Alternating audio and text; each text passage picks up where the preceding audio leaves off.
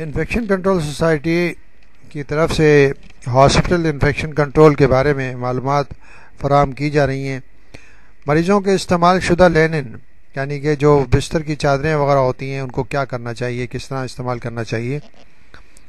Infections کے مریضوں کے استعمال شدہ لینن کو ہاتھ لگانے سے پہلے احتیاطی تدابیر اپنائی جائیں تاکہ ہاسپٹل یعنی کہ صحتی عملے کو انفیکشن سے بچایا جا سکے۔ اس میں لینن کو آہستہ اور طریقے سے ہاتھ لگایا جائے۔ زیادہ تیزی سے ماحول میں مریض کے جراثیم آ سکتے ہیں اور انفیکشن کا سبب بن سکتے ہیں، لیکن بظاہر گندگی لگے جن میں خون یا جسمانی رطوبت سیکریشن یا کوئی اور گندگی لگی ہوئی ہو، اسے مزید احتیاط کی ضرورت ہے۔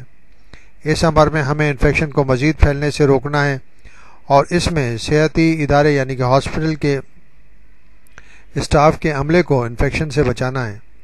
اس کو حاصل کرنے کے لیے مندرجہ ذیل طریقے اپنائے جا سکتے ہیں۔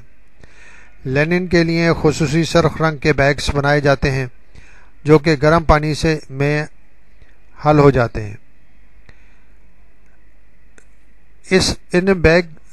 اس بیگ کو دھوبی یعنی کہ جو لانڈری کے افراد ہیں وہ نہیں لے جائے گا، بلکہ وہ لوگ لے جائیں گے جو کہ حفظان صحت کے اصولوں سے آگاہ ہوں، ان کی تربیت اس سلسلے میں ہوئی ہو، ان سرخ بیگز پر خطرے کا نشان موجود ہو اور اوپر سے اچھی طرح بندھا ہوا ہو۔ لانڈری کے ورکرز جو ہیں دھوبی کے پاس پہنچنے سے پہلے فوراً گرم پانی میں لینن بیگز کے ساتھ ڈال دیے جائے۔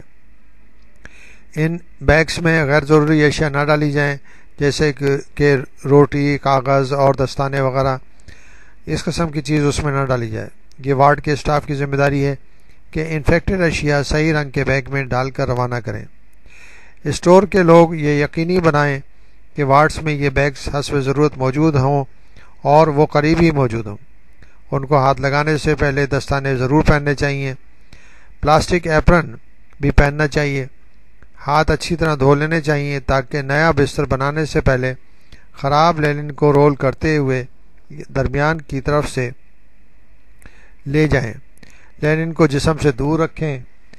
خراب لینن کو زمین پر نہ ڈالیں۔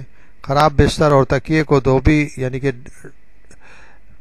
کو نہ روانہ کریں، بلکہ اس کو جراثیم سے پاک کرنے کے لیے کسی ڈٹرجنٹ اور ڈس انفیکٹنٹ میں صاف کیا جائے۔